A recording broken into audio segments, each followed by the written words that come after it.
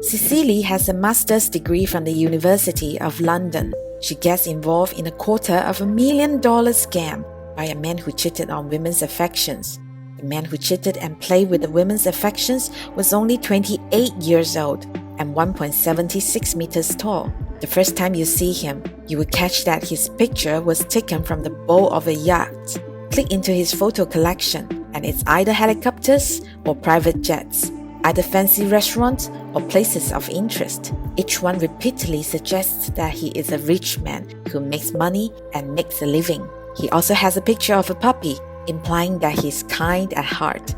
It was these photos that made Cecilie decide to pair him up, but she doesn't know that she was paired with the evilest person she would ever meet in her life. Within minutes, the man was talking to her. "I'm leaving London tomorrow. Would you like a cup of coffee?" The man immediately texted Cecilie a location at the Four Seasons Hotel in London. It's a 5-star hotel that costs $16,000 a night. Cecilie arrives in the lobby and watches the man get out of the elevator. His suits have good taste. At dinner, Cecilie learned the man's name was Simon Leviev, the CCO of a diamond company. His father was Leviev, the famous diamond king of Israel. Simon would travel all over the world for his business. He had come to London to see his youngest daughter from his previous marriage. Cecilie gave him extra points in her mind due to his honesty and responsibility to his children. After dinner, Simon suddenly proposed a big adventure to Cecilie. He said, "I'd love to get to know you better. I'm taking a private jet out of the country tonight. Would you like to come with me?" Simon then took Cecilie home in a Rolls Royce. The girl quickly packed her bags and followed Simon to the airport. At the airport, he saw Simon's bodyguard, ex-wife, and young daughter, and they all boarded the private plane. On the plane, Cecilie and Simon sat together. Cecilie couldn't help kissing this man who only knew each other today. She felt he is the one she's looking for. Love is growing from her deep heart. Then Cecilie talked to Simon's ex-wife for a while. His ex-wife vouched for Simon, saying he was a good father, responsible and kind. The statements from another woman make Cecilie completely believe in Simon. That night, Cecilie felt there have various scars on Simon's back. Simon says he was once imprisoned in South Africa for being Jewish. Looking at the hidden vulnerability of the rich kids, Cecilie felt a surge of love. In this way, Cecilie unknowingly fell deeply into the deception of a woman's feeling towards men in the big picture. Every day, Simon says good morning, good night, miss you baby. Sometimes he sends Cecilie a bunch of roses out of the blue and flew straight to Cecilie's hometown from another country, just wanting to see her. With rhetoric and surprise flash routine, Cecilie was very happy, but she did not notice there is a scam coming. However, as the relationship deepens, Cecilia also learns about Simon's danger from Simon's mouth. Simon recently had a $70 million deal, which attracted a large number of enemies who wanted to kill him. He had to surround himself with many bodyguards and was threatened all day. Like a bullet sent anonymously, like a funeral wreath, and the surveillance footage from Simon's house. These images and videos were all shared with innocent Cecilie. She was always worried about her lover until this day when Cecilie suddenly received a picture of Simon. It's a video of his bodyguard in an ambulance with blood oozing from the back of his head. Simon said, "We were attacked by gangsters. The bodyguard saved me from serious injury." The next day, Simon tells Cecilie that the company won't let him use his credit card because enemies can track his location through it. As a last resort, he proposed to borrow a credit card from Cecilie for only 2 weeks. As a girlfriend, Cecilie said yes without hesitation. Within days, Simon maxed out Cecilie's credit card. Simon borrowed another $25,000 in cash from Cecilie, saying the cash was untraceable. Cecilie immediately found a loan, borrowed $25,000, personally flew to another country, and handed the cash to Simon. A big show acted by Simon in front of Cecilie started after Simon received the money, get a phone call, looked flustered, put out the lights, and quickly hide. Drew his luxury car and headed to the airport. Cecilie thought he was running away from his enemies, but Simon was running away from her. In the following days, Cecilie's credit card was used by Simon. The credit card company detected that the amount was too large and locked the card. Cecilie also personally called the credit card company to unlock it. To raise the credit card limit, Simon made Cecilie a fake diamond employment certificate, proving that Simon earns $94,000 a month, so Simon can increase her credit card limit. When Cecilie came to her consciousness, she was in deep debt, with 9 banks demanding debt, and Simon was nowhere to be found. None of the transfer bills and checks Simon had given her was real. The man is the world's most famous swindle slayer. He scammed European women for over 10 million. Born in 1990 to a civilian family in Israel, it is said that when he was a teenager, he learned to cheat people with fake checks. When he was 20, he changed his name to Simon Leviev, same last name as Lev Leviev, the Diamond King of Israel. He photoshopped a photo with the King of Diamonds. He claims he's the son of the King of Diamonds. From 2017 to 2019, he was at his most arrogant. Simon's deception involves dating women he meets online through dating apps. From food, clothing, housing, and the transportation to create a rich image on social media. His usual way of cheating his victims was to treat them for dinner first, and then make a secret confession of his wealth and flirtation with younger women. To make the woman fall in love with him, he would pretend to be an emergency crisis in the name of a lover or friend and ask them for money. He spends his victims' money on expensive drinks, expensive events, and the wildest parties. All the outrageous bills were paid on the victim's credit card.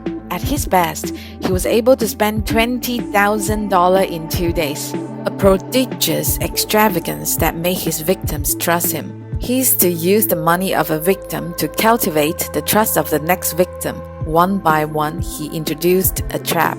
Cecilie made a lot of phone calls to Simon after she was conned out of $250,000. To appease Cecilie, Simon gave Cecilie a bad check, but Cecilie went to the bank to cash was refused. At this moment, Simon will not admit that I have returned the money to you, and it's your problem that I cannot cash it. Cecilie finally saw Simon's face. Cecilie knew that she had been cheated, and all the way was voluntary.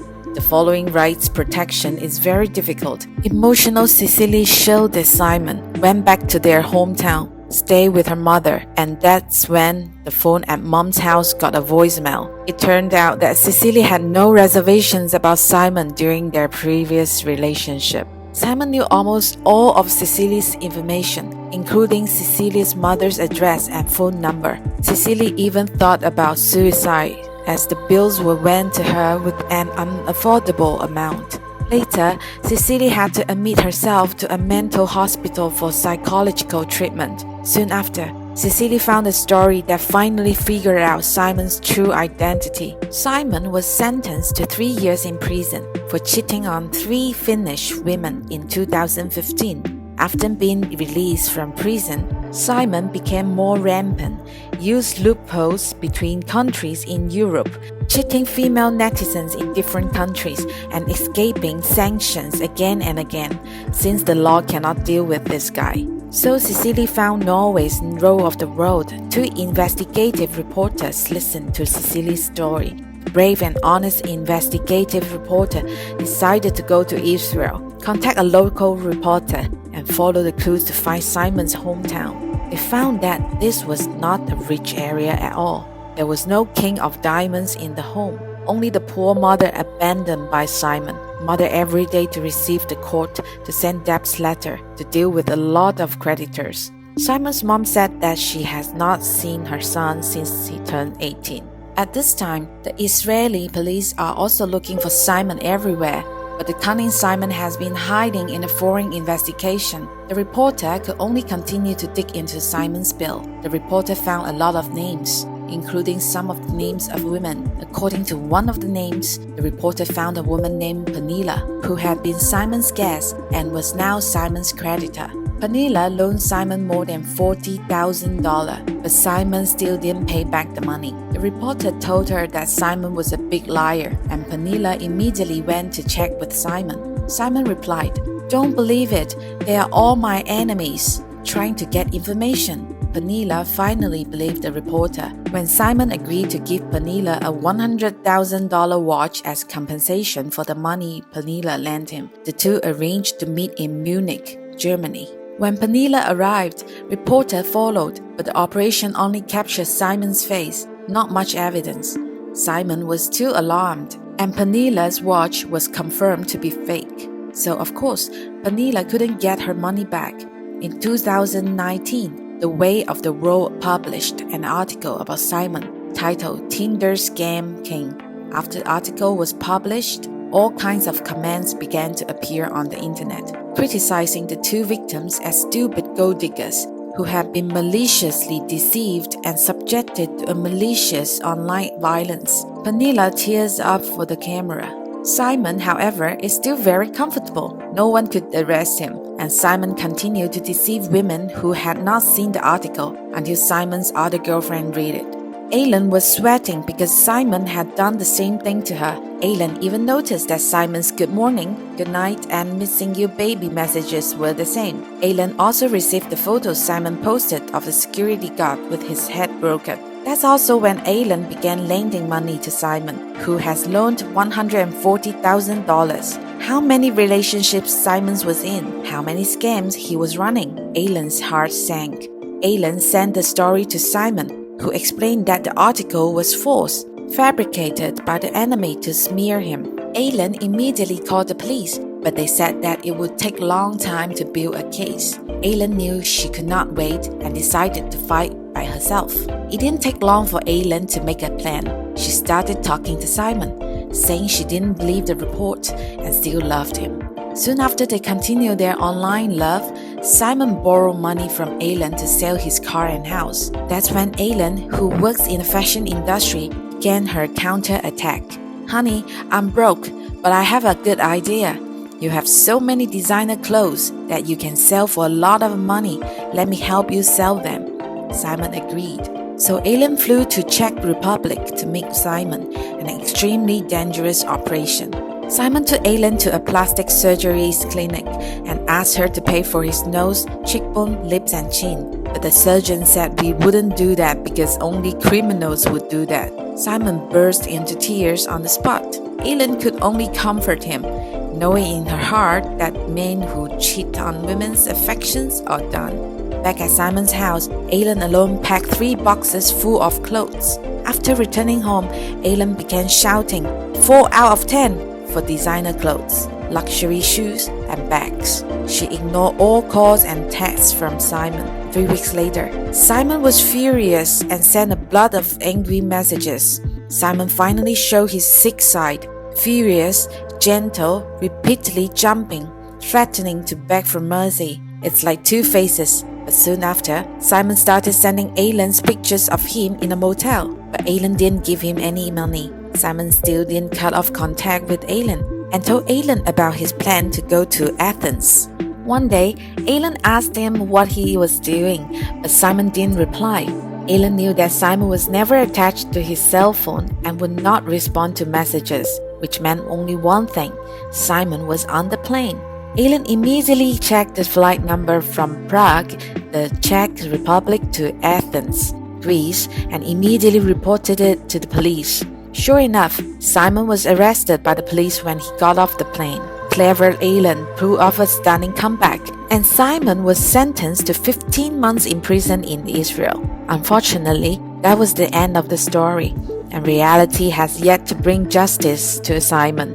After his arrest, Simon was a free man 5 months later. Simon now lives free in Israel and is updating his social media accounts to show off his wealth. Simon is now making money as a business consultant, teaching deception in plain English, which is where Simon is most evil. Thanks to the power of justice, Norway's The Way of the World, and the documentary Tinder Scam King, Simon's crime was spread so that people gave Simon and his partners permanent social death. In the level of public opinion, and more people understand that people are dangerous and must be on the alert. We live in a faster and faster internet age, but let's slide a little more slowly so that we can slowly see that all the fruits of the road must have been hard work.